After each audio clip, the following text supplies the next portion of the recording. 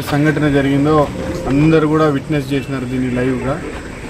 నేను 2 రోజుల క్రితం ఏదైతే చెప్పానో దానికి నేను ఈ రోజుకి కూడా కట్టుబడే ఉన్నా.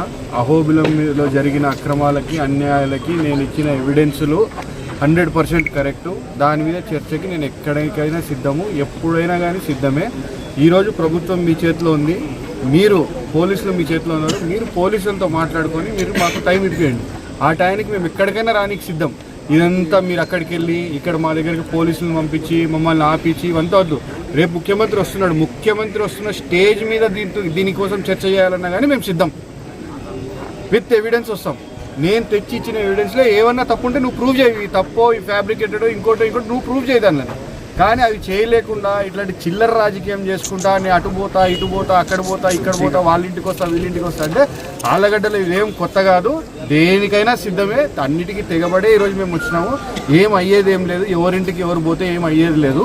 ఈరోజు ఇది కరెక్టా కాదా అనేది ప్రూవ్ చేసుకోవాలి.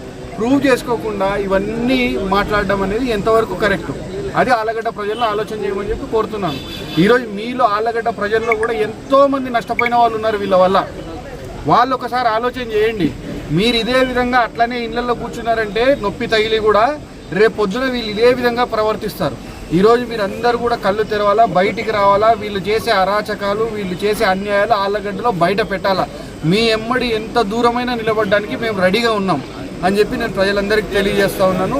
ఇది ఒకటే నేను కోరేది, ఎక్కడైనా మేము ఈ చర్చకు సిద్ధపడి ఉన్నాము. మేము చేసిన ఆరోపణలకి మేము కట్టుబడి ఉన్నాము. మాకు అబద్ధం చెప్పాల్సిన అవసరం లేదు. ఆ దేవస్థానాన్ని మేము మా కుటుంబం కానీ మేము కానీ ఎంతో ఆధ్యాత్మిక దృష్టితో ఎంతో అభిమానంతో మేము అహోబిల లక్ష్మీ నరసింహస్వామిని కొలుస్తూ ఉంటాం. కాబట్టి మాకు ఆయన విషయంలో పెట్టి రాజకీయం చేయాల్సిన అవసరం లేదు.